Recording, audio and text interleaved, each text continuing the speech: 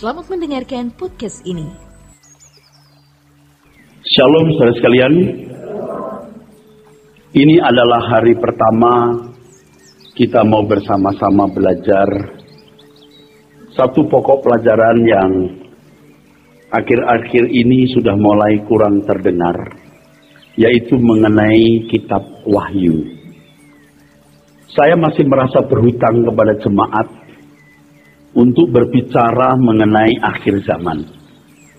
Tetapi saya tidak bisa berbicara mengenai akhir zaman sebelum kita melihat apa sebenarnya kitab Wahyu itu. Kalau dalam istilah teologia atau lingkungan pendidikan sekolah tinggi teologia, apa yang saya sampaikan ini sebagai pengantar kitab Wahyu atau pengantar memahami akhir zaman. Yang pertama, saya tidak ingin saudara mengharapkan saya menyampaikan hal-hal yang aneh, hal-hal yang sensasional. Kiranya kita dijauhkan dari hal-hal itu, saudaraku, yang justru itu telah menjadi komoditi banyak gereja dan banyak pendeta yang berbicara mengenai akhir zaman.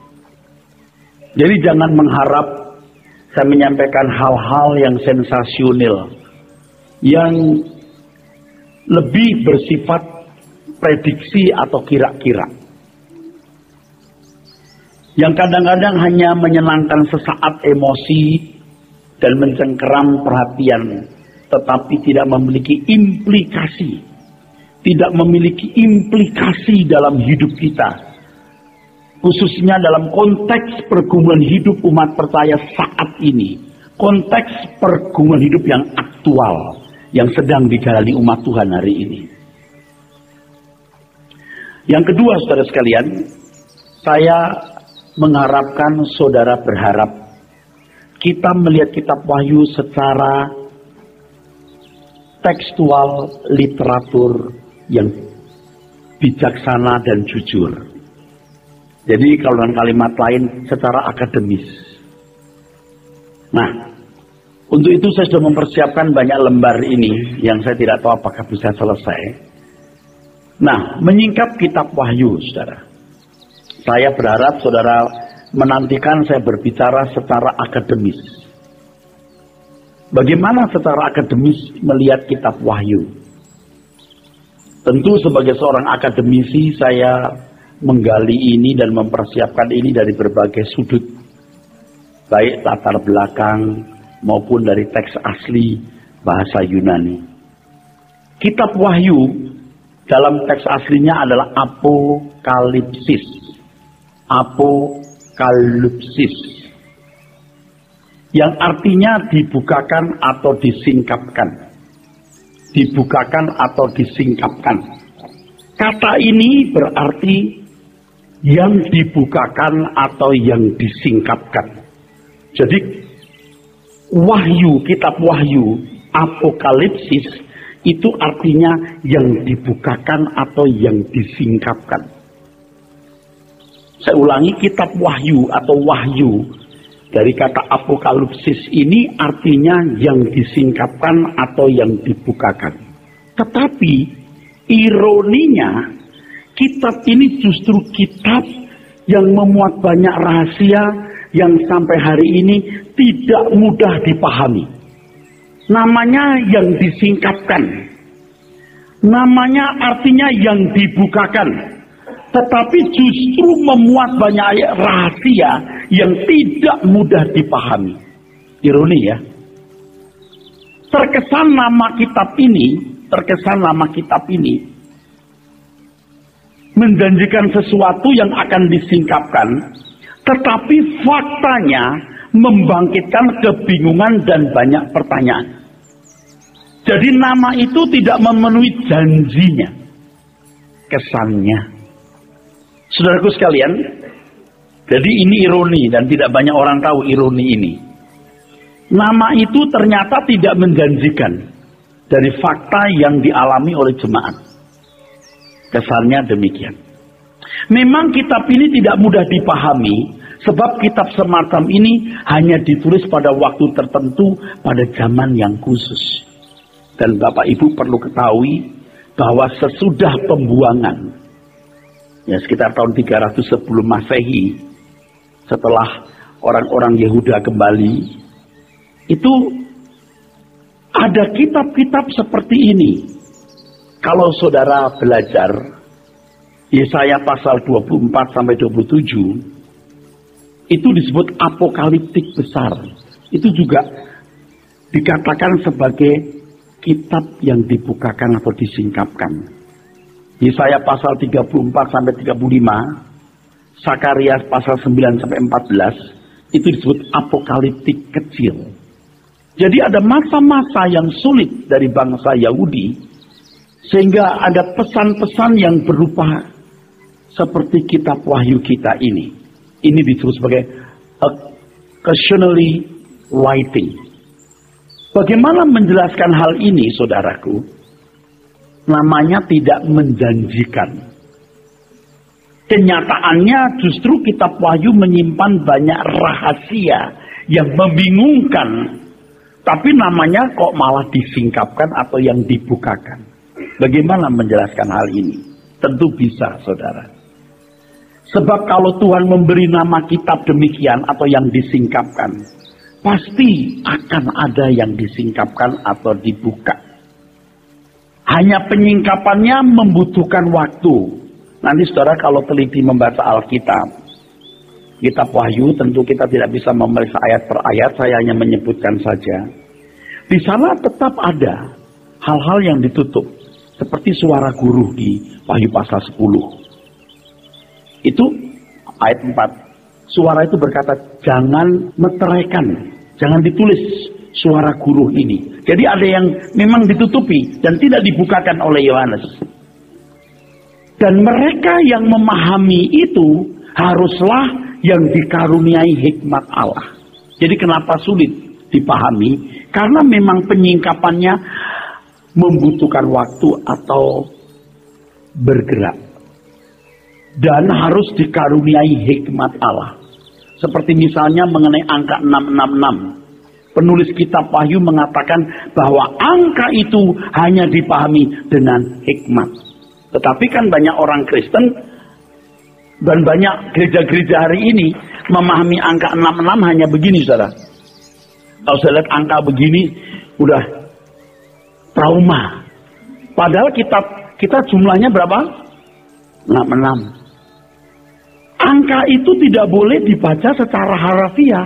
Kata Alkitab, Wahyu 13:18, harus dengan hikmat. Harus dengan karunia hikmat. Kalau begini, nggak usah nunggu anak remaja pemuda, anak kelas 4 SD juga tahu. Nah ini naifnya banyak orang. Naifnya beberapa pendeta atau pembicara. Tanda 66. Dia pikir tandanya begini. Pelan-pelan ya saudara, mesti dirubah ya pola berpikirnya ya. Betul saudara? Sebab kalau saudara berpikirnya naif, di luar angka 66 ini bukan antikris. Sehingga Anda gagal memahami siapa antikris itu. Pada umumnya saudara, para ahli setuju bahwa penulis kitab Wahyu adalah Yohanes anak Zebedius, murid Tuhan Yesus. Penulisnya pasti seorang yang sudah dikenal oleh jemaat-jemaat itu, sebab penulisnya harus memiliki kewibawaan sebagai juru bicara Allah. Dan dalam Wahyu pasal 1 ayat 1, dia mengaku hamba Allah. Bisa dibayangkan kalau yang menulis bukan orang yang dikenal jemaat. Pasti saudaraku sekalian, mereka tidak akan bisa menerimanya. Jemaat-jemaat ini ada di sekitar Asia Kecil, kalau sekarang daerah Turki bagian barat. Ya, pasti sudah kenal penulisnya. Misalnya jemaat Rehobot, ada surat dari Pak Eras, oh pasti mereka udah dengar. Ada surat dari Jambrong, siapa Jambrong? Nggak kenal. Mengatasnamakan Allah, nggak akan diterima, nggak akan dipercaya. Jadi penulis kitab Wahyu ini pasti seorang yang telah dikenal akrab. Dan itu nanti dibuktikan dengan Wahyu pasal 22-21. Kalimat yang terakhir dari kitab Wahyu itu menunjukkan bahwa penulisnya sudah biasa menulis juga surat pastoral. Kiranya damai sejahtera Allah turun atas kalian. Tidak heran dengan kalimat-kalimat seperti ini. Tuhan tidak akan memakai orang yang tidak memiliki kredibilitas di mata jemaat-jemaat. Nah, jadi kitab Wahyu juga diakhiri dengan kalimat yang biasa ada dalam surat-surat pastoral. Surat pastoral artinya surat penggembalaan.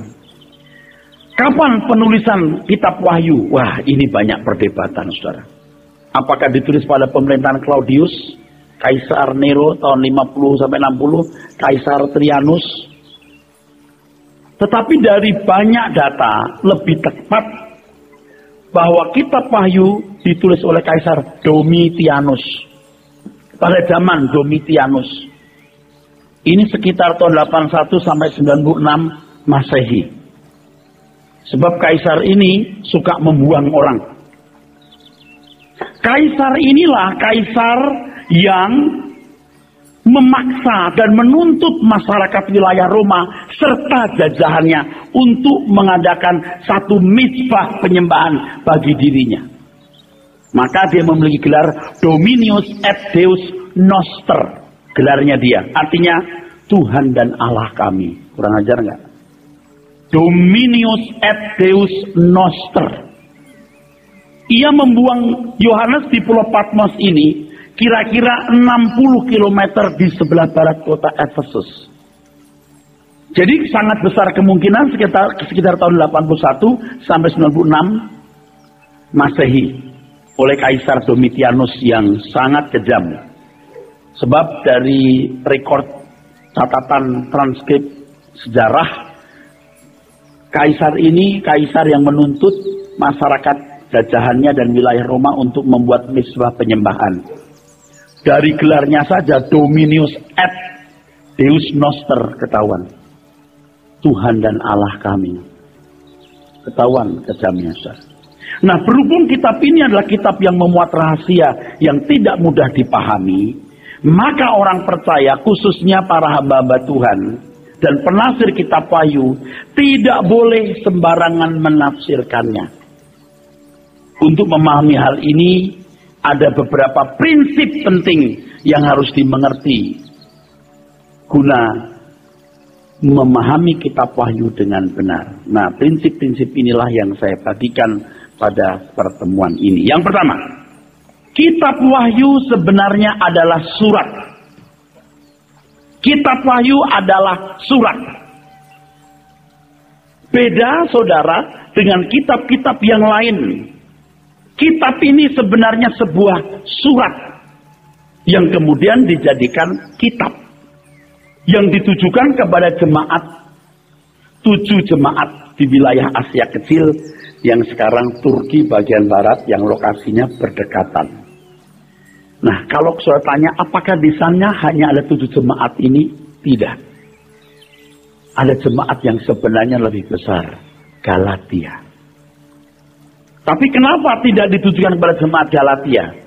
Kenapa tidak ditujukan kepada jemaat Yerusalem misalnya, yang lebih senior? Tidak.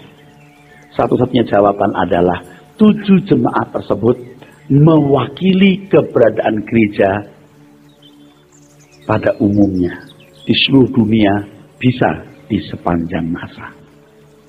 Jadi ada karakteristik gereja. Jadi kalau hari ini kita menemukan banyak gereja dengan karakteristiknya, kita harus memahami bahwa memang ada karakteristik khusus. Dan 7 gereja ini mewakili karakteristik tersebut. Jawaban yang kedua, sebab dari kitab Galatia kita sudah menemukan karakter jemaat itu. Sedangkan yang lain seperti Smyrna, belum. Kalau kitab Wahyu sebenarnya sebuah surat, maka berarti gambaran global kitab Wahyu sudah dipahami oleh penerima surat. Hanya orang gila yang tulis surat yang isinya tidak dipahami oleh penerimanya. Paham maksudnya?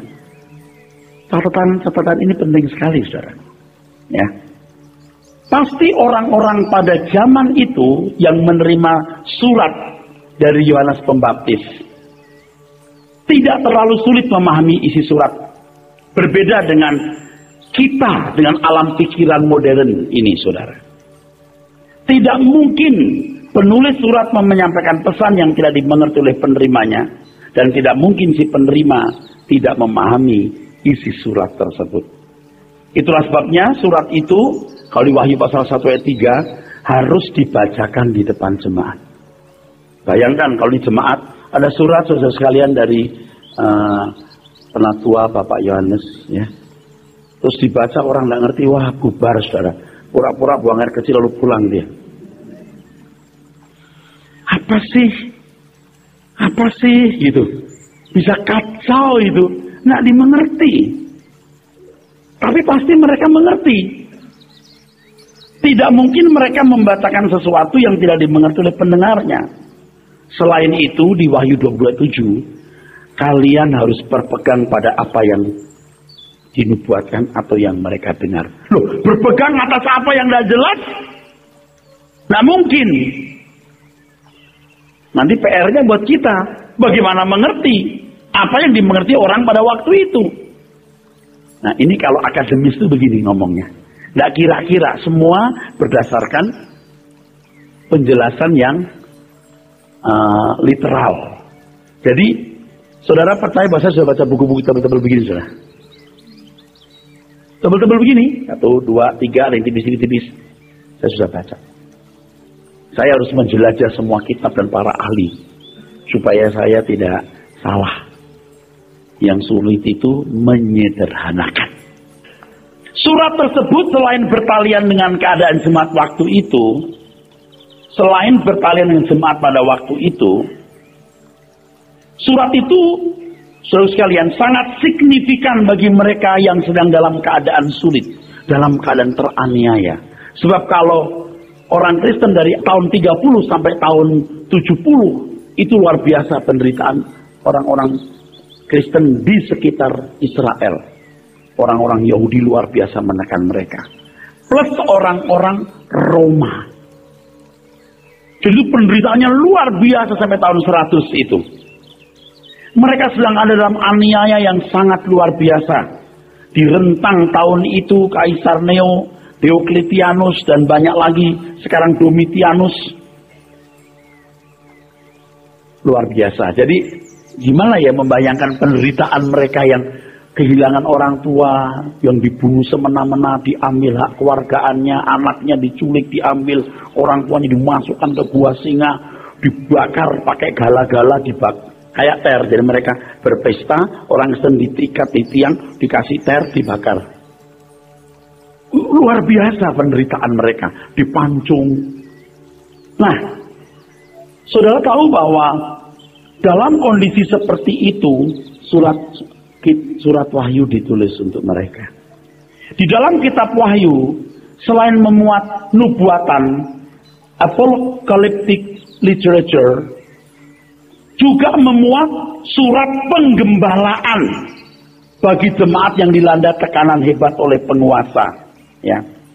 Jadi, saudara kalau memperhatikan Wahyu itu, di dalamnya ada nubuatan, ada pastoral, ada doktrin mengenai Allah, Roh Kudus, Yesus.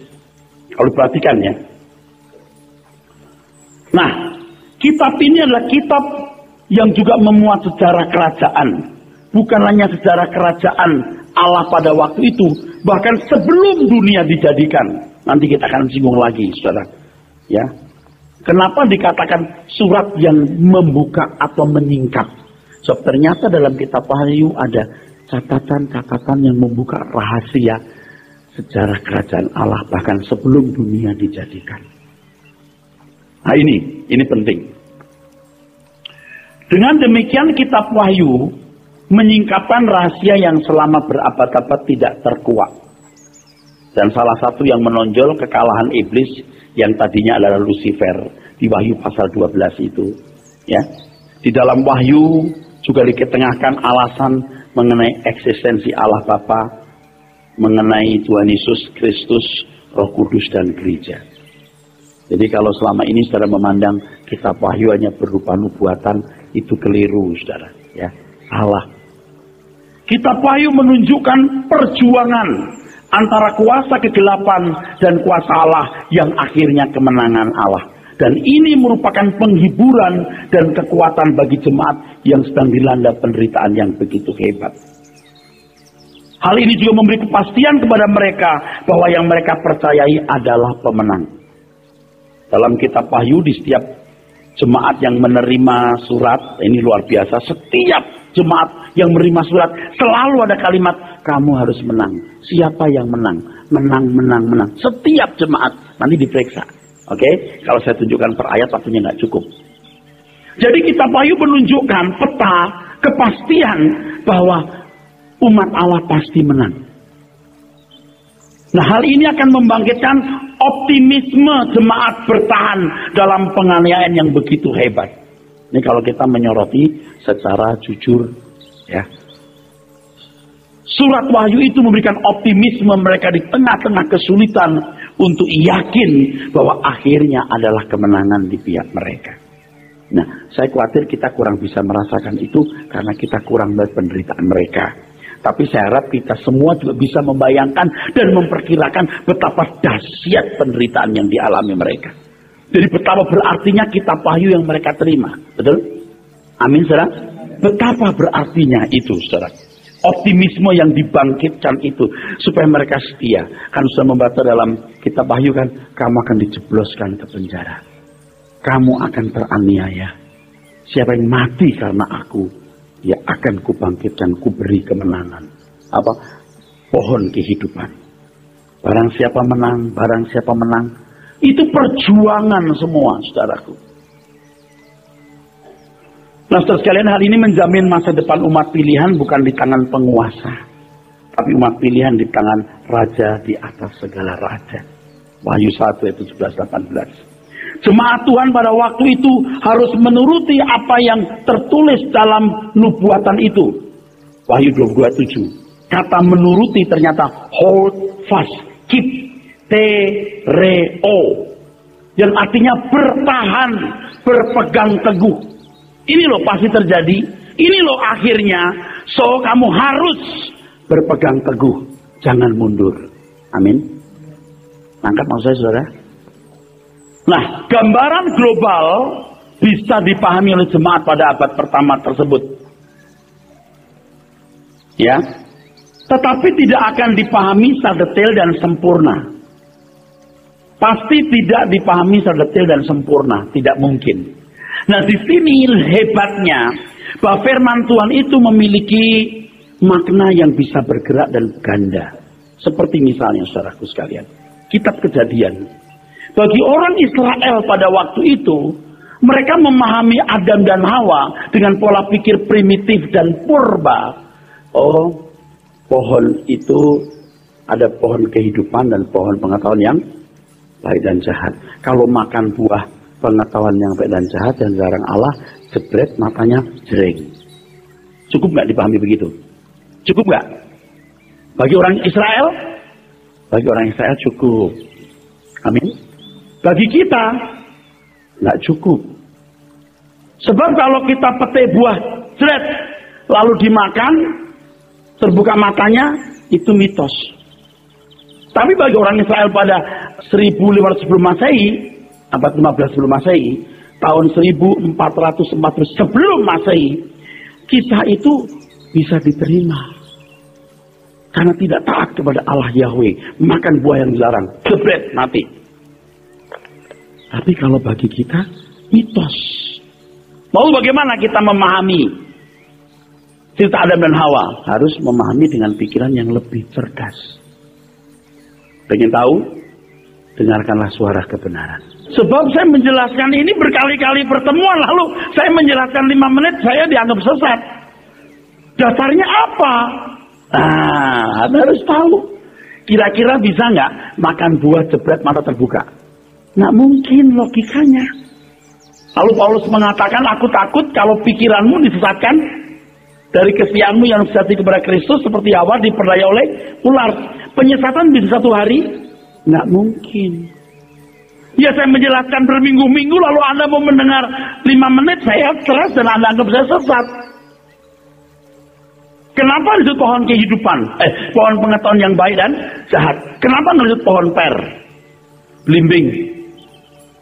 Coba misalnya begini. Nama buah itu bangun pagi-pagi masih ngantuk.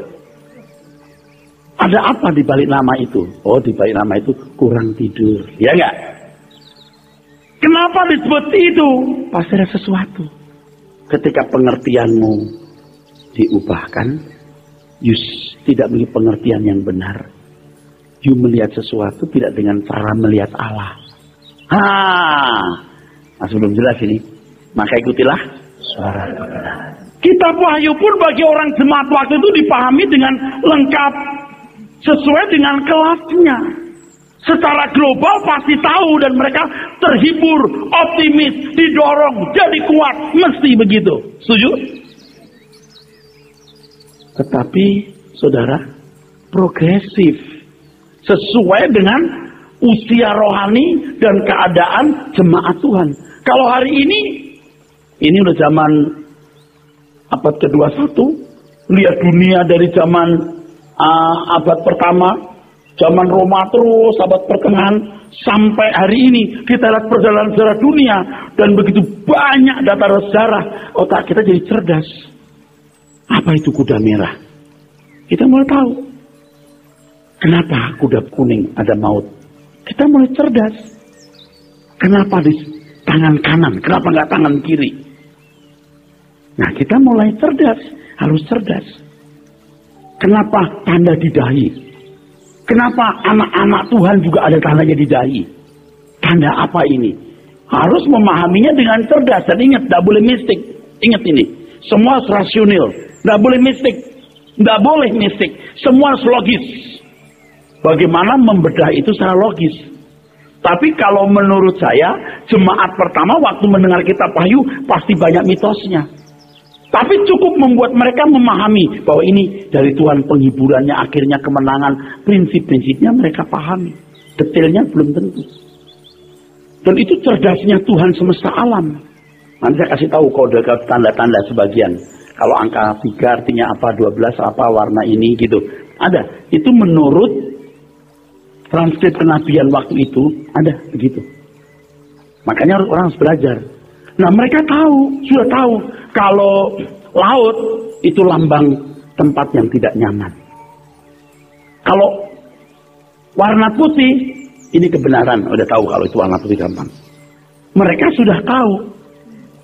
Kalau ular ini musuh naga, udah tahu mereka. Ini pasti pihak kuasa gelap, udah tahu mereka. Untuk kitab Wahyu loh ya. Tapi nggak semua ular melambangkan setan. Karena seperti ular dinaikkan di padang gurun, Yesus dinaikkan di kayu salib. Betul? Harus lihat konteksnya juga. Oke, saya teruskan. Ini sudah 14 saya. Jadi gambaran secara global pasti dipahami oleh jemaat itu dengan cara berpikir jemaat mula-mula. Setuju? Amin? Cara berpikir jemaat mula-mula memahaminya secara lengkap di kelasnya dia. Seperti kitab Kejadian dipahami oleh orang-orang Israel tahun 1440 sebelum Masehi. Ketika mereka keluar dari Mesir, mereka memahami kitab Kejadian dengan pikiran mereka sebagai bangsa budak yang 430 tahun jadi budak. Mereka bukan hanya bodoh, primitif. Masa kita memahami kitab Kejadian seperti orang-orang Israel yang primitif? Beda dong. Amin. Demikian pula kita memahami kitab Wahyu.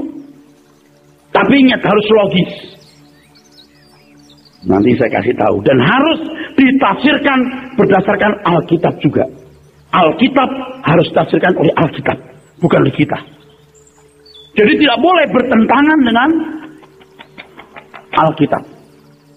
Makanya kalau orang tidak belajar seluruh isi Alkitab, tidak boleh menafsirkan kitab Wahyu. Dia nggak benar. Mengerti kan maksudnya?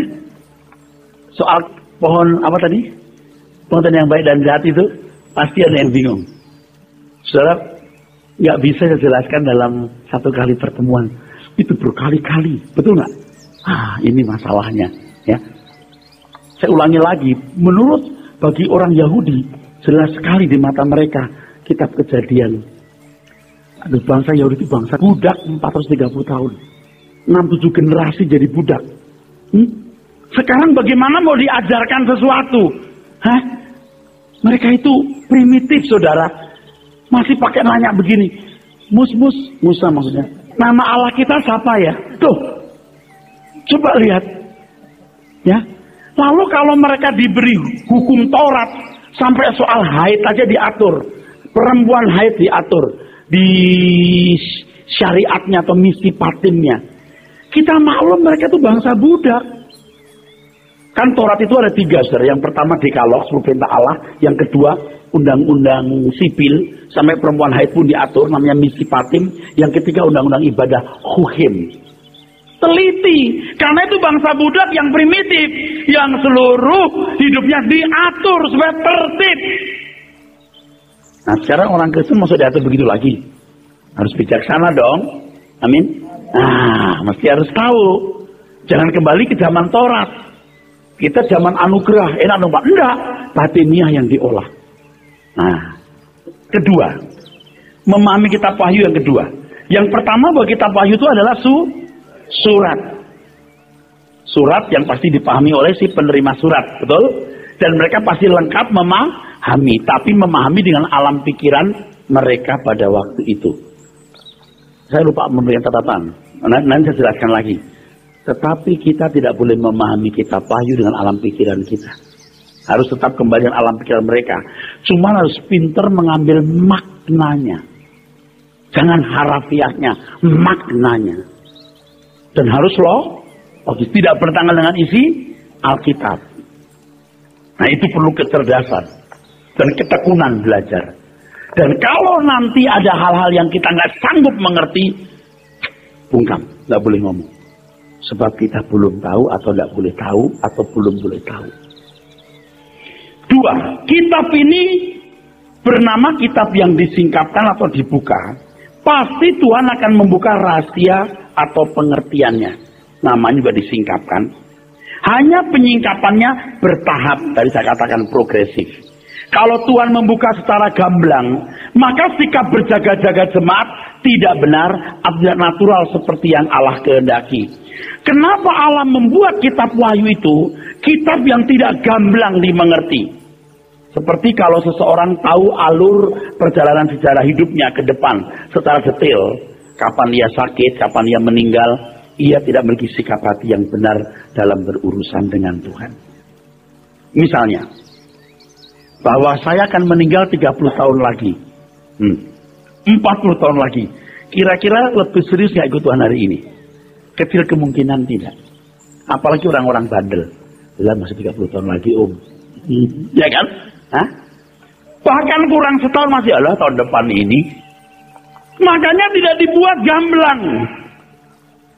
Tetapi tetap ada butir-butir penting yang dipahami. Yang membuat hidup kekristenannya bertumbuh secara benar. Bertumbuh dalam keselamatan. Artinya bertumbuh dalam keselamatan adalah bertumbuh dalam meresponi usaha Tuhan mengembalikan kita kepada rancangannya. Itu intinya, implikasinya harus jelas. Jangan cuma ngerti di sini. Enggak, dia harus punya dampak yang signifikan dalam proses keselamatan, yaitu usaha Tuhan mengembalikan manusia kepada rancangannya. Kalau cuma ya aku tahu, dicurigai. Kebenaran seperti itu, kebenaran yang tidak implikatif. Jadi nggak gamblang, walaupun tidak gamblang, tetapi pasti ada pengertian-pengertian penting yang signifikan merubah hidup kita. Setuju? Jadi kalau saudara mendengar penjelasan ini lalu tidak ada sesuatu yang merubah, saya juga menyesal. Buat apa kita sampai ketemu? Rahasia kitab Wahyu akan disingkapkan sesuai dengan perjalanan waktu dan zaman. Anak-anak Tuhan akan menerima penyingkapan kitab Wahyu yang bertahap. Dalam Wahyu pasal 10 ayat 4, yang harus dimeteraikan artinya belum bisa dibuka. Harus disegel. Akan disingkapkan di waktu-waktu mendatang. Nah, hal ini hanya berguna bagi orang yang hidup pada zaman nanti. Mungkin zaman kita. Bukan zaman orang pada waktu itu. Suara guru, jangan kamu tuliskan, meteraikan atau disegel, tutup. Jangan kamu tuliskan, kamu segel suara guru itu. Ada pesan guru itu. Nah itu nggak diungkapkan karena nggak berguna bagi orang zaman itu. Artinya gurunya sendiri cukup buat mereka mengerti.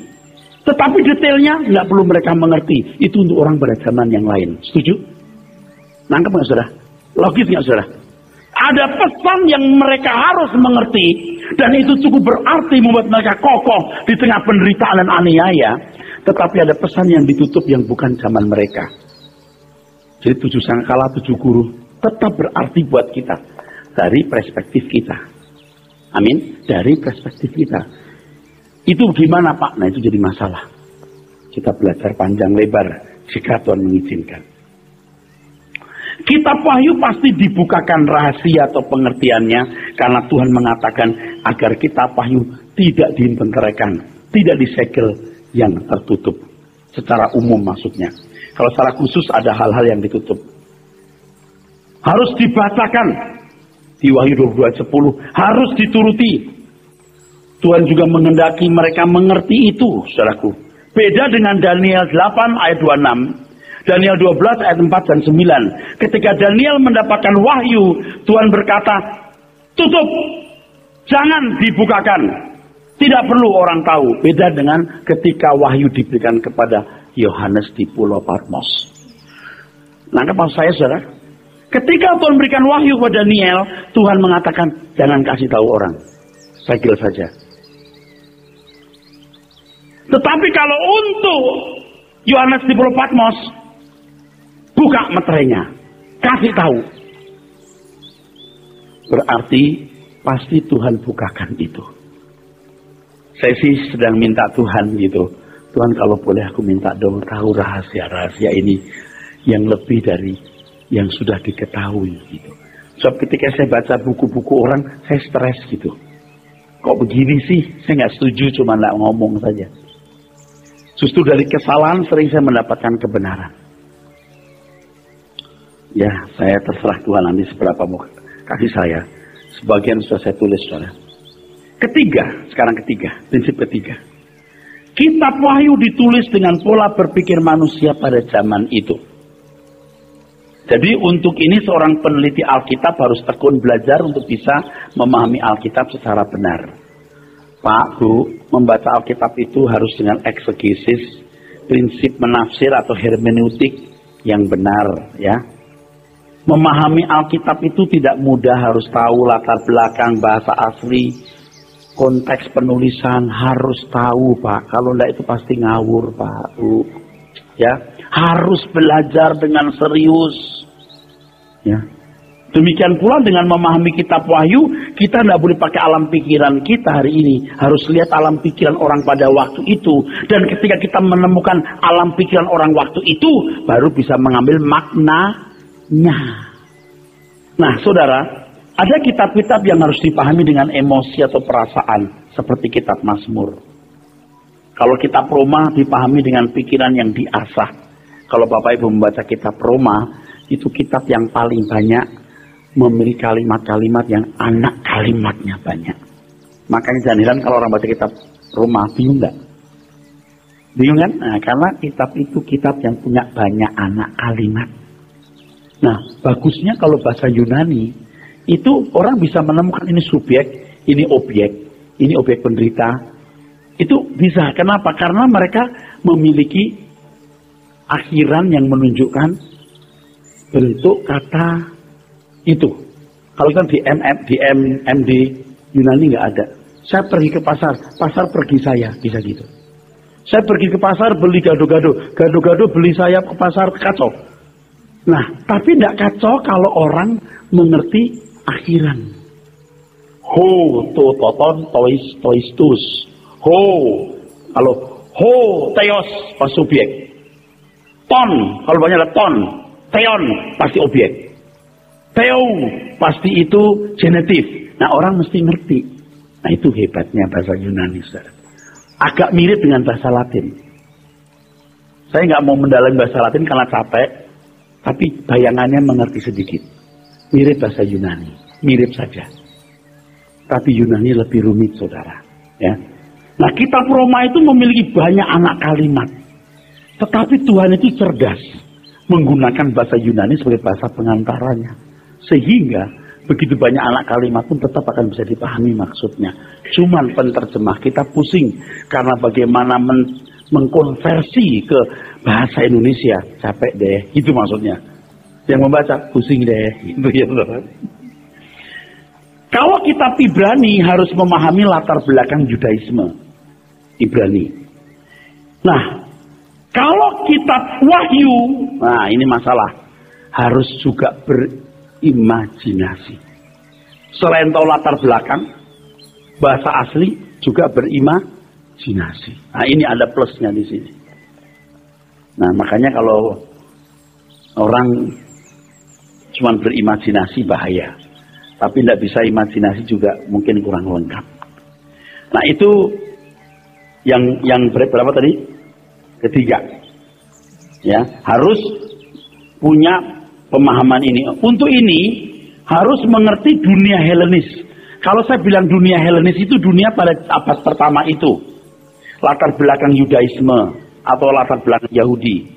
Seorang yang tidak memahami dunia di mana kitab Wahyu ditulis pasti sesat dalam memahami kitab Wahyu. Sebab kitab Wahyu memuat lambang-lambang yang harus dipahami dengan kacamata manusia. Kacamata pada zaman itu bukan kacamata kontemporer kita. Tuhan tentu, katakan baik-baik ya, Tuhan tentu menggunakan lambang-lambang yang biasa dan bisa dimengerti oleh orang-orang pada zaman itu. Ya, nah disinyalir lambang-lambang itu adalah meneruskan tradisi kenabian dalam menggunakan lambang-lambang tersebut. Misalnya, wanita melambangkan jemaat atau sebuah kota. Kalau wanita melambangkan jemaat atau sebuah kota. Tanduk itu melambangkan kekuatan atau kekuasaan.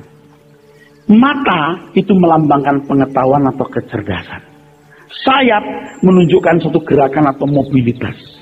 Laut melambangkan kematian atau keadaan yang tidak nyaman atau kekuatan jahat. Ini bukan sekarang loh, saya mesti lihat transkrip ya. Pedang menunjukkan senjata yang mematikan, hukuman atau penghakiman. Tetapi dalam lingkungan Kristen, pedang juga berarti sabda Allah. Trompet itu lambang peringatan atau suara Allah. Jubah putih melambangkan kemuliaan dan kesucian. Mahkota melambangkan kerajaan kekuasaan. Palem melambangkan kemenangan, nah, dan lain sebagainya. Lambang-lambang ini harus dipahami sehingga ketika kita melihat ayat Alkitab, tanduk ini kekuasaan. 7 tanduk bukan kekuasaan. 10 tanduk bukan 7, 10 tanduk kekuasaan. Nangkap ya saudara? Oke. Kalau warna putih melambangkan kebenaran, kesucian, hitam melambangkan kematian, jingga melambangkan kemewahan, kuning hijau melambangkan maut, dan seterusnya. Ya saya nggak perlu ngomong semua warna di sini, nanti kita jadi pelukis di sini. Angka 7, 54 kali, kesempurnaan dan kelengkapan atau kepenuhan. 7 is the number of completeness. 1 kelengkapan. 12 itu ditulis 23 kali di Wahyu, menunjukkan kegenapan. Maka 12 murid Yesus, 12 rasul, tidak lebih. 1 hilang ganti 1, tidak boleh. Ngerti? Nah, hebat ya. 4 universalisme dunia. 4 penjuru angin itu. 4 bisa soal universalisme. 3 menunjuk angka sempurna atau lengkap. 6 angka manusia. Dan seterusnya. Kalau you nggak ngerti lambang-lambang ini mengartikannya gimana? Nggak bisa. Masih ikut saya? Masih bersama saya? Capek ya? Kan you mau tahu, saya bilang saya tidak berharap Anda mengharapkan saya memberikan sesuatu yang spektakuler. Lah, yang unik, yang sensasional. Lah, nanti mungkin di pertemuan berikut. Tapi sekarang harus tahu pengantar kitab Wahyu. Kan kita sekarang udah zaman orang berpendidikan, betul nggak? Orang harus cerdas, amin. Anda nggak dibohongi pendeta-pendeta, betul? Belajarlah dari saya. Dan saya nggak membohongi saudara. Amin, saudara. Keempat, kitab Wahyu memuat rencana Allah dan sejarah kerajaan Allah. Ya. Sejak zaman prasejarah sebelum manusia ada sampai akhir dunia ini. Sebab dalam kitab Wahyu memuat pula pemberontakan Lucifer di surga. Wahyu 12:1-6 tidak ada di kitab manapun, saudaraku. Nggak ada di kitab manapun. Tidak ada di kitab manapun, saudara. Hanya di dalam kitab Wahyu yang mengisahkan mengenai pemberontakan Lucifer. Ya, soal bintang. Bintang sesuatu yang di atas. Menyeret sepertiga bintang. Anda nggak boleh bayangkan bintang itu benda. Oke? Bintang itu sebuah personifikasi. Nah, bagaimana memahami kitab Wahyu? You harus membuka Yeskiel, membuka Yesaya.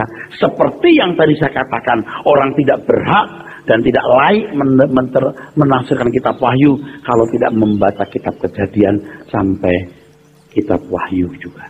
Nangkep, saudara? Nggak berhak, karena Alkitab ditafsirkan oleh Alkitab. Alkitab harus ditafsirkan oleh Alkitab. Alkitab harus dimengerti oleh Alkitab. Dia harus membaca Alkitab semua. Sehingga tiada prinsip-prinsip yang bertentangan dalam Alkitab itu. Tidak boleh ada. Jadi kalau orang tidak mengerti isi Alkitab, dia tidak berhak menafsirkan kitab Wahyu. Dan satu hal yang menarik di sini adalah kitab Wahyu ditaruh di belakang. Seolah-olah mau ngomong gini, selesaikan dulu depan, baru lu baca gua. Ngerti nggak? Saudara ya, saya nggak serba tahu. Tapi karena saya belajar, saya jadi membaca kitab Wahyu pun juga nggak pusing-pusing amat. Walaupun ada yang pusing, tetap pusing. Tapi nggak pusing-pusing amat. Mulai ngerti, oh begini maksudnya. Perjalanan dunia. Oke. Oleh sebab itu memandang kitab Wahyu tidak boleh secara futuris. Atau apa yang akan terjadi ke depan. Dilihat dari waktu kita hari ini semata-mata. Tetapi juga secara historis. Nah ini minta saya diperhatikan, saudara. Ya. Ini penting. Kalau sekarang, saudara, kita berdiri di tahun 2012. Tolong ya. Kita berdiri sini 2012. Ini kita di tahun 0 misalnya. Ini salib di sini. Ini anggaplah rentang ini 2000 tahun. Bisa dilihat ya. Saudara, kita berdiri di sini ya, saudara. Jangan melihat kitab Wahyu itu hanya ke depan sini. Seolah-olah kitab Wahyu hanya berbicara mengenai nubuatan atas apa yang akan terjadi. Futuris ini. Kitab Wahyu harus dilihat bukan hanya sampai di sini, tapi juga sampai di sini. Halo? Sehingga kitab Wahyu itu sebenarnya juga memuat ringkasan sejarah kerajaan Allah. Kan di kitab Wahyu Anda membaca tahta Allah, ada tua-tua, betul? Nah, itu yang disingkapkan. Tidak ada di dalam perjanjian lama. Tidak ada kitab mana-mana pun tidak ada. Jadi kalau kita berdiri tahun 2012, jangan lihat kitab Wahyu sebagai apa yang akan terjadi ke depan. Tapi apa yang sudah terjadi dan sedang terjadi. Sedang terjadi.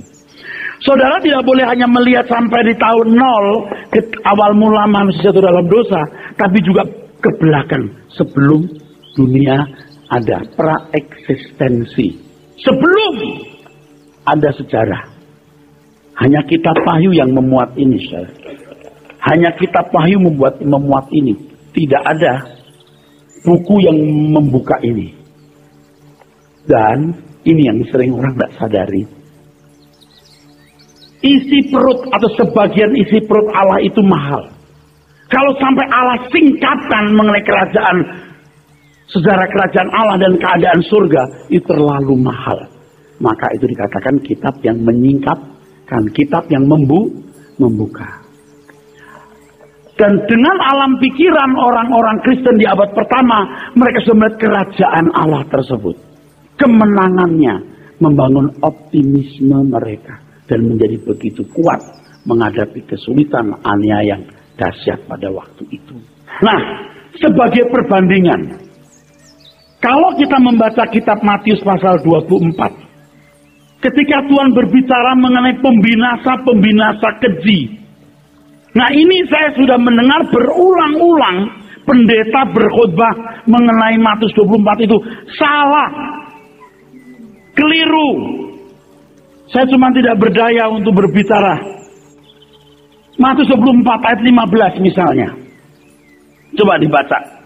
Supaya kita mendapat bantuan gambaran bahwa bicara mengenai akhir zaman itu tidak hanya bicara mengenai apa yang akan terjadi, tapi juga apa yang sudah terjadi.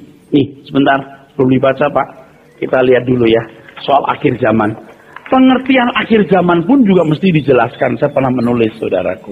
Ya, coba. Sini. Ini salib tahun 30 Masehi. Sebab Tuhan Yesus disalib kira-kira tahun 30 Masehi. Oke? Bukan tahun 1 Yesus lahir, tahun 4 sebelum Masehi. Nah, ini tidak saya tulis di sini. Ini tahun ini. Nah, tahun 70 Masehi Yerusalem dihancurkan, atau 40 tahun sesudah Tuhan menubuatkan. Kita di sini tahun 2012. Sejak Tuhan mati dan bangkit, sejak Pentakosta, ini sudah akhir zaman, saudaraku. Ini sudah akhir zaman. Kenapa? Kita jelas tahu peristiwa Pentakosta itu dinubuatkan oleh Nabi Yoel. Bahwa nanti di akhir zaman turun-turun namu akan bernubuat, bla bla bla. Itu di sini. Tapi orang-orang Pentakosta masih menganggap nubuat itu berlaku sekarang. Bisa. Tapi sebenarnya boleh digenapi di hari Pentakosta itu. Turun namu akan bernubuat, orang muda akan lewat mimpi-mimpi. Oh, nanti akhir zaman, sekarang hari-hari ini Allah sedang menggenapi nubuatnya. Sudah. Saudara lihat kalau ini tahun 0. Oke. Sebelum tahun 0 ini ada tahun-tahun yang tidak terhitung. Sebelum manusia jatuh dalam dosa, sebelum manusia diciptakan, ini dari kekekalan ini, saudara, tidak pernah tertulis berapa juta, berapa miliar, berapa triliun tahun. Tidak pernah tahu. Ini sepak terjang Lucifer nih. Oleh sebab itu sejak Yesus menang, ini akan diakhiri. Nah, sampai tahun berapa kita tidak tahu, mungkin tahun 2018. Anda ketawa, saya nggak ketawa. Karena saya tidak serius, tapi juga setengah serius. 14 Mei ya, 1948, 14 Mei, betul nggak? Ini Israel merdeka. Tuhan mengatakan kalau pohon ara itu mulai tumbuh, bertunas, itu nggak lama, nggak akan lewat, gitu kan? Satu generasi. Nah, kalau satu generasi dihitung berapa tahun? Ada orang 40, 50, 70 tahun. Tinggal tambah aja. 48 plus. Dari tahun berapa? Setuju nggak? Kenapa enggak? Masih takut mati kan? Takut kiamat kan? Saudara, saya kasih tahu satu hal ya. Tahun 70 ketika Jenderal Titus menghancurkan Yerusalem, itu bulan Mei. Sampai bulan September. Mei, Juni, Juli, Agustus, September. Sama dengan merdekanya orang Israel. Coba, Anda mau bilang kira-kira, terserah situ deh. 14 Mei ini. Saudara nggak sebelum 14 Mei ini? 1939 sampai 1945. Berapa tahun ini perang? 7 tahun. Setelah 45, 3,5 tahun Israel merdeka. Ada angka 7, ada angka 3,5. Bayangkan. Kira-kira kebetulan nggak? Ada 7, ada 3,5. Anda belum mendengar kalau saya sudah ngomong. Satu hal lagi yang luar biasa. Nanti kalau bicara soal tahun 688 Masehi, ini Masjid Al-Aqsa dibangun. Pakai hitungan 42 bulan. Ini jatuh ke tahun 1948. Ya, pakai tahun Ibrani. 1976 Israel, Yerusalem direbut kembali merdeka. ini nanti pas. Ada rahasia-rahasia firman Tuhan yang luar biasa. Kalau 42 bulan itu bukan 42 bulan gitu, ada perhitungannya. Tentu Tuhan menyembunyikan. Tapi orang berhikmat akan tahu. Gitu. Kenapa kuda itu muncul lalu ada sesuatu yang terjadi? Apa maksudnya meterai dibu kalau kuda lari? Kenapa kuda? Kuda itu kan tunggangan, betul. Pasti nggak ada kuda zaman dulu yang nggak digunakan, pasti membawa sesuatu, muatan dan seterusnya. Harus dipahami dengan cerdas. Kenapa warna ini? Nah, apa arti warna itu pada zaman itu? Orang harus cerdas memahami. Nah, tapi hari ini kan kita nggak membahas satu persatu soal kuda saja, pasti nanti panjang lebar. Kita mau belajar pengantarnya. Dari pengantar ini Anda jadi cerdas. Nanti kalau mendengar orang khotbah Anda tahu salah atau benar, paling tidak dibantu untuk mengerti. Oke, Ustaz, saya teruskan. Tadi dibaca ayat berapa? Oke, baca coba. Ayat 15. Jadi apabila kamu melihat binasa keji berdiri di tempat kudus, menurut firman yang disampaikan oleh Nabi Daniel, para pembaca hendaklah memperhatikannya. Jadi Daniel sudah menubuatkan peristiwa itu. Nah, selogikanya orang-orang kan tahu Daniel pernah menubuatkan apa, betul kan? Untuk orang-orang waktu itu dong, bukan untuk kita loh. Terus, maka orang-orang yang di Yudea haruslah melarikan diri ke pegunungan. Orang yang sedang di peranginan di atas rumah, janganlah ia turun untuk mengambil barang-barang dari rumahnya. Dan orang yang sedang di ladang, janganlah ia kembali untuk mengambil pakaiannya. Celakalah ibu-ibu yang sedang hamil, atau yang menyusukkan bayi pada masa itu. Berdoalah supaya waktu kamu melarikan diri itu jangan jatuh pada musim dingin dan jangan pada hari Sabat. Sebab pada masa itu akan terjadi siksaan yang dahsyat seperti yang belum pernah terjadi sejak awal dunia sampai sekarang, dan yang tidak akan terjadi lagi. nah ini kalimat penting. Tidak akan pernah terjadi lagi. Nah, pemahaman orang-orang hari ini kan Israel nanti akan diserbu dari berbagai tempat gitu kan. Dikepung betul, diserbu belum tentu. Kalaupun diserbu belum tentu juga ada siksaan seperti yang pernah terjadi, karena itu hanya terjadi dan tidak akan pernah terjadi lagi. Nah, pada waktu saya ke Israel pertama kali, guide itu berkata, ini loh nanti di Megiddo ini nanti pasukan-pasukan kumpulnya di sini. Nggak cukup di situ, nggak ada pangkalan untuk pesawat terbang. Itu kan perang zaman konservatif. Orang bisa bikin kemah di zaman sekarang udah nggak bisa. Jadi itu nggak boleh dipahami akan terjadi, sudah terjadi.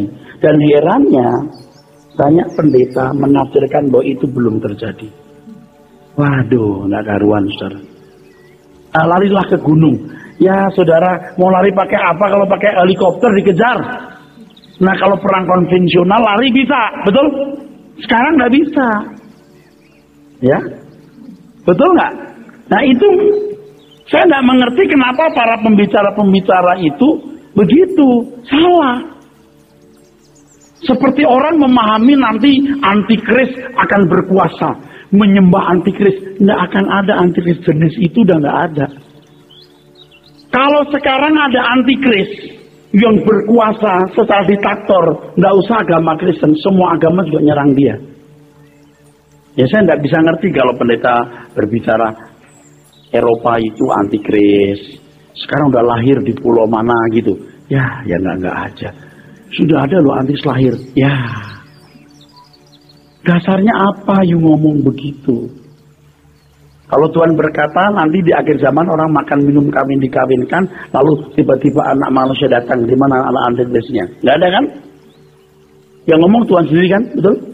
Dari mulut Tuhan sendiri kan? Masih bersama saya? Dari mulut Tuhan sendiri Tuhan berkata orang makan minum kawin dikawinkan. Semua berkata damai, damai, datang. Itu nggak ada antikrisnya kan? Nggak seperti film-film yang di gua-gua lari sembunyi-sembunyi gitu. Banyak kekeliruan yang harus diluruskan. Sehingga tidak mewaspadai musuh yang sesungguhnya. Tahu nggak yang paling membahayakan di akhir zaman? Materialisme. Dasarnya apa? Perempuan. Pelacur besar. Betul? Nanti Anda baca itu. Di Wahyu 17, pelacur besar. Setelah binatang dan nabi itu makin surut kekuatannya, yang paling kuat pelacur. Jadi antikris menjadi makin lemah, pelacur yang paling kuat. Apa itu? Yang berzina dengan raja dan penguasa. Apa itu? Materialisme. Sekarang pejabat mana yang tidak gila uang di dunia ini? Betul nggak? Jadi kita mengerti siapa musuh yang paling kuat. Lalu antikris nggak ada lagi, Pak. Oh ya ada, nggak mungkin nggak ada. Nah, saudara harus tahu siapa antikris itu. Tapi jangan dilihat secara futuris, juga secara historis. Akan terjadi kemutatan besar. Coba 7 jemaat yang sekarang ini masih ada nggak? Hampir nggak ada, habis tuh. Di Asia kecil itu masih bisa nggak jemaat? Hampir nggak ada. Di daerah Turki bagian barat hampir nggak ada. Sisa-sisanya. Tuhan sudah ngomong akan ada kemurtatan yang besar. Nanti sudah. Nah sekarang bukan akan terjadi kemurtatan, sudah terjadi dulu sudah. Hari ini manusia makan minum kawin dikawinkan, orang nggak peduli Tuhan. Tahu kan sejarah kerajaan Allah jalannya jelas. Kalau saya clear sekali kalau saya, sangat clear kalau buat saya. Kitab Wahyu walaupun tidak sempurna, tapi globalnya saya sudah menangkap. Oh nanti kita dianiaya. Kitab Wahyu mengatakan ada yang dianiaya, ada yang dibunuh, ada yang ditawan, ada yang tidak. Nggak semuanya. Nangkep saudara? Nah itu harus cerdas memahami kitab Wahyu. Yang kira-kira itu loh masalahnya. Kira-kira itu loh yang bikin masalah. Dasarnya harus jelas. Nggak semua kok ditawan. Tapi kan konsep orang pada umumnya hari ini kan ditawan. Semua ditawan orang Kristen. Nggak bisa dagang. Apa artinya? Harus secara logis. Nah, saya sudah mulai masuk ke inti ini, nggak boleh. Ya. Tapi ini kan contoh bahwa kalau kita berakhir zaman jangan lihat secara futuris, tapi juga historis. Bahkan kitab Wahyu memuat cerita sebelum manusia ada, jadi praeksistensi sudah ada. Sudah nanti nggak akan gampang diombang-ambingkan oleh pengajaran yang aneh-aneh. Nggak akan gampang. Saudara akan memahami kebenaran Alkitab. Siapa yang kita hadapi hari ini? Siapa yang paling membahayakan? Nggak usah nunggu antikris. Kok bodoh bener tuh setan? Menyesatkan orang kalau misalnya ada antikris. Nggak ada antikris juga orang udah pada tewas kok. Nangkep Pak Saudara? Nah mesti ngerti. Aduh, orang Kristen nunggu nanti ini belum ada antikris, belum bahaya. Alah, lu sudah jadi anak setan hari ini. Nggak usah nunggu antikris, nyembah antikris. Sekarang aja you mencintai dunia, permusuhan dengan Allah, betul? Nggak usah nunggu antikris, sekarang kau permusuhan dengan Allah. Nah, ajaran-ajaran yang sensasional itu bikin orang bodoh. Saya tuh khawatir Anda mau tahu banyak dalam waktu singkat. Saya khawatir. Makanya kadang-kadang saya terpaksa lari dulu kemana, kasih hal yang agak sedikit sensasional gitu, supaya betah. Yang saya ngomong ini udah saya sederhanakan, saudara. Kalau orang mau pinter itu nggak bisa sekejap. Tapi dengan masukan ini kan saudara sudah punya bayangan kan? Amin? Iya, nggak gampang. Tapi tidak terlalu sukar juga, saudara. Dan ini hutang saya udah mulai saya bayar. Saya mengajarkan kebenaran soal kitab Wahyu yang selama ini masih saya pendam. Saya harus ngomong soal kitab Wahyu. Saya harus menjawab kebutuhan umat. Saya boleh lari sedikit dulu ya. Yang sudah tahu, puji Tuhan, yang nggak tahu, saya baru tahu. Tuhan harus datang itu bikin persoalan, bikin kesulitan, bikin huru-hara, bikin bencana, ngerti nggak? Justru Tuhan datang itu melemparkan api, kalau api itu terbakar, seneng dia. Lah, udah terbakar. Kalau meterai dibuka, zret, muncul kuda. Setiap kuda itu bawa perubahan. Dan sebagian besar kuda bawa bencana. Paham? Sebelum itu tidak ada meterai yang bisa membuka meterai, itu tidak ada. Tuhan Yesus yang membuka meterai, lalu dunia diobok-obok. Justru Tuhan Yesuslah yang melegalisir. Tuhan Yesuslah yang sebenarnya mengesahkan bencana. Apa Tuhan gak kasihan sama manusia? Tuhan kasihan, saudara. Tapi Tuhan lebih kasihan sama keselamatan jiwa. Dunia ini digonjang-ganjingkan oleh Tuhan Yesus sendiri. Kalau Tuhan gak datang, tidak ada yang buka meterai. Semua aman, semua damai. Kata kitab Sakaria, betul? Tuhan datang baru dibuka, meterainya terbuka, baru banyak masalah terjadi. Kenapa begitu, Pak? Sebab Tuhan menciptakan zaman baru. Kalau Tuhan Yesus tidak menang, tidak taat sampai mati, bahkan mati di kayu salib, tetap dikubur, meterai nggak ada yang bisa buka. Iblis yang berkuasa. Paham nggak, saudara? Nah, saya ngomong apa ini? Memang mau disudahi dunia ini. Maka dalam Matius 24 dikatakan segala sesuatu ini harus terjadi sebelum zaman baru. Jadi ke depan ini dunia kita pasti makin bergolak, makin rusak. Karena kuda-kuda itu telah dilepaskan oleh Tuhan. Anggap saya ngomong apa ini? Nah, di sini rahasia kebenaran mulai diungkap. Kitab Wahyu menyingkap itu. Kalau teologinya udah salah, kemamuran, nggak bisa baca kitab Wahyu. Nggak bisa, udah modar dia. Nggak bisa mau kitab Wahyu. Tapi kalau membaca dengan benar, ikut aku pikul salib. Penderitaan bagianmu, dunia bukan rumahmu. Asal makan pakaian cukup, membaca kitab Wahyu, baru ngerti. Kalau nggak bisa. Kitab Wahyu kalau saya melihat tidak ada sesuatu yang nyaman di bumi ini. Semua serba kacau sampai akhir dunia. Nah, orang harus mengerti dengan jujur, saudaraku. Oleh sebab itu yang terakhir kitab Wahyu harus dipahami dengan merelasikan dengan seluruh isi Alkitab. Kitab Wahyu bukanlah kitab yang bisa berdiri sendiri. Kita akan lebih jelas dan akurat memahami isi kitab Wahyu jika menghubungkannya dengan kebenaran-kebenaran yang terdapat dalam Alkitab. Seperti misalnya pemberontakan iblis di Wahyu 12. Kita harus memahami Yesaya 14, Yeskiel 28 mengenai kesatuan Lucifer. Siapa Lucifer itu harus tahu. Sebab di situ ada perempuan yang bersubungan matahari, ingat. Tapi ada ular naga yang menyeret sepertiga bintang. Naga itu bukan bintang.